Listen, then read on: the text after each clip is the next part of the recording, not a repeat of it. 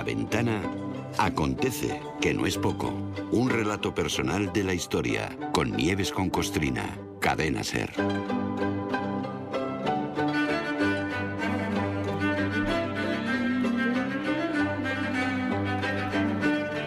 Buenas tardes, Nieves. Hola, buenas tardes, ¿cómo estáis? Bienvenida a La Ventana, esperándote. Esperándote. Y yo digo aquí esperando a que me abran toriles para entrar. Bueno, estos días se nota que olfateamos todos la proximidad de las elecciones en Estados Unidos. O no, igual es casualidad. Pero si ayer recordabas el lanzamiento de Peluca al Mar por parte de Benjamin Franklin, hoy recuperamos una historia que la verdad es que no permite la más leve sonrisa.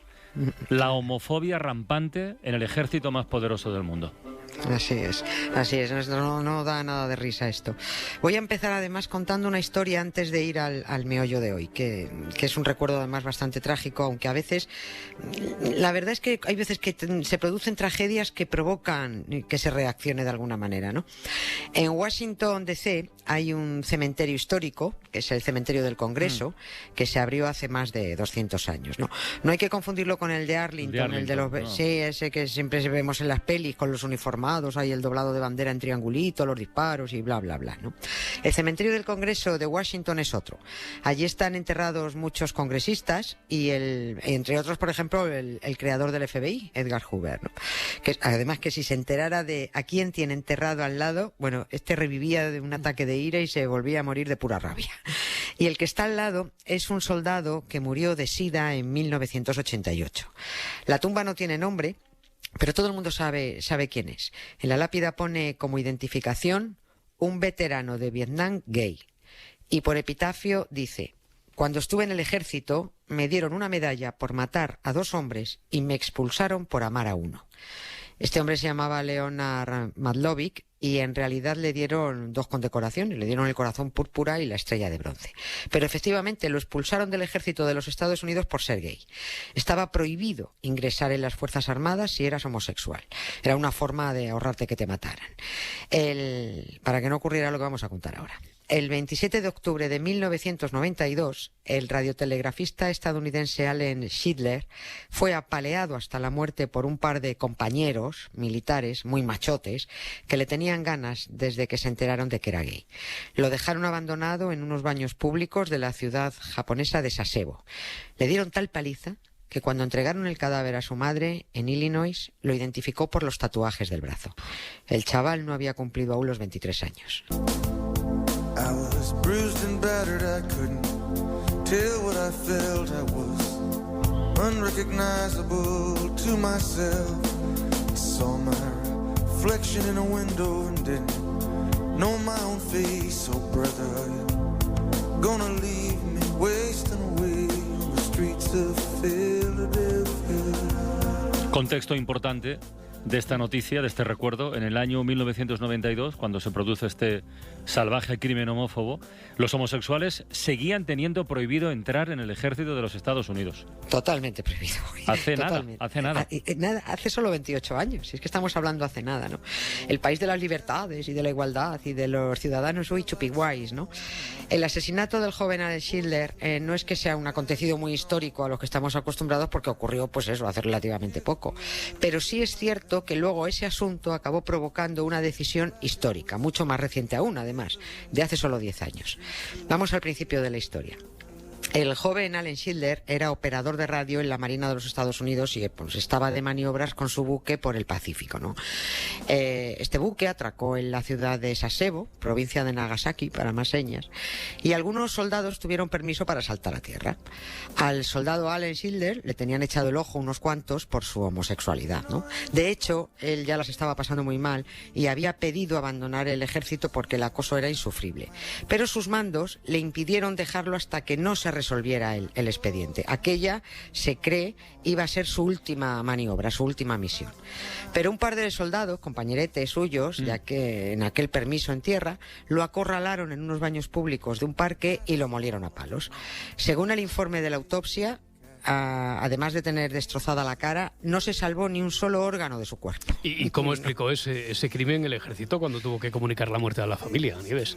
Pues disimulando. O sea, se intentó que la prensa no se enterara del crimen, se mintió a la familia, el ejército intentó taparlo, porque según se supo después, el problema estuvo en que lo mataron a palos en tierra, porque parece que esto era más común de lo que podríamos creer, porque cuando los machotes yanquis de la Marina detectaban a un gay entre la tripulación, si la paliza se les iba de las manos, pues lo tiraban al mar y la muerte se comunicaba como un accidente durante la navegación. O sea, hombre al agua, y se acabó, ¿no? Hay unos cuantos casos de estos. A Allen Schilder no pudieron hacerlo desaparecer en el mar.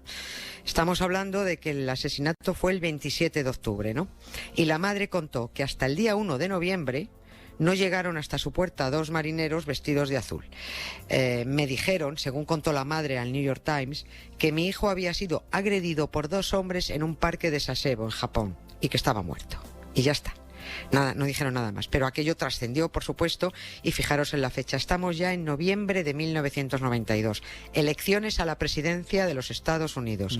Y ganó la Casa Blanca Bill Clinton. Lo siguiente nos va a sonar a todos. No preguntes, no cuentes.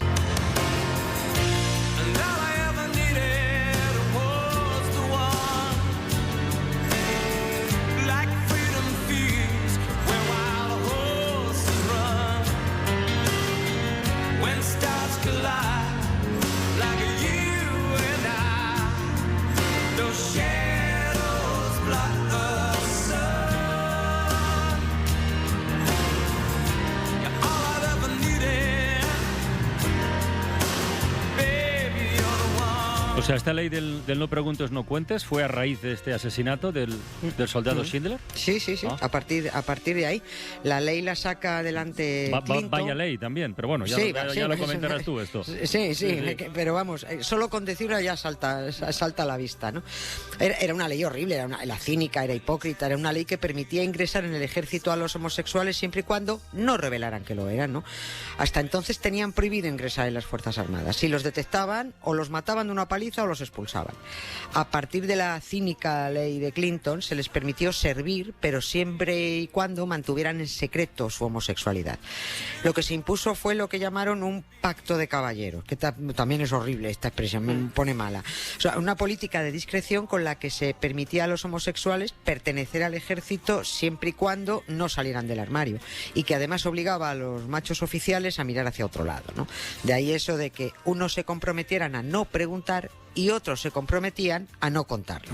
Porque siguió estando prohibido servir en el ejército si eras homosexual. O sea, yo de verdad que no entiendo qué empuja a una persona homosexual, bisexual, medio pensionista o lo que sea, hombre o mujer, da igual, a servir a un país que no te quiere, que te desprecia, ¿no? No veo la relación, ¿no? Al final fue Barack Obama el que recién llegado a la presidencia y después de 2 intentos de derogar la ley, fracasados gracias, bueno, pues ¿a quién va a ser? A los homófobos republicanos, los de Bush, los de McCain, los de Trump. Bueno, Trump no es republicano, Trump es de Trump, ¿no? Sí. Bueno, pues Obama consiguió por fin, hace ahora 10 años, derogar la ley del no preguntes, no cuentes. Hace solo 10 años, desde 2010, que no se puede expulsar a un militar del ejército estadounidense por revelar que es homosexual. Y no solo Obama derogó la ley. La justicia federal declaró la ley inconstitucional. Gran parte del alto mando yanqui yo creo que está todavía con ataques de ansiedad. Que se tomen un baño, hombre. De todas formas, ¿por qué será que para conseguir avances, aunque sean pequeñitos, tiene que haber casi siempre una tragedia de por medio? ¿Os acordáis del asesinato de Harvey Milk, del concejal de San Francisco, que hizo una peli además muy buena y todo? Sí, lo de Sean Penn, además, lo comentamos aquí, sí. Pues parece que todas las causas necesitan mártires, ¿no? Gente dispuesta a partirse la cara por los derechos más elementales, como ser homosexual. Pero bueno, ¿a ti qué te importará lo que yo sea?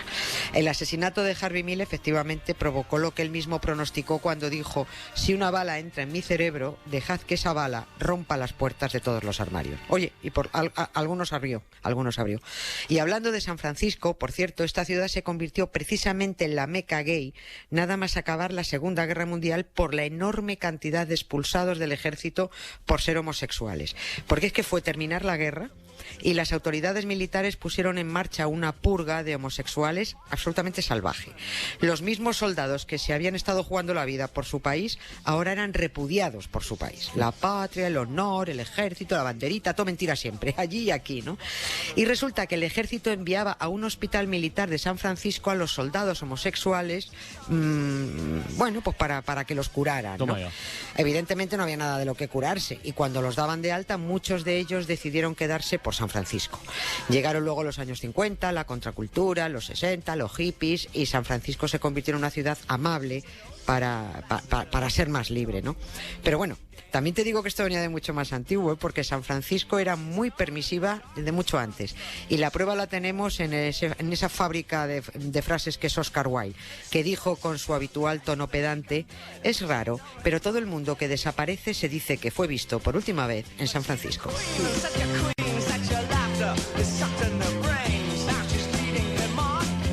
Hasta mañana, Nieves. Adiós, chao. Son las 7:20, las 6:20 en Canarias.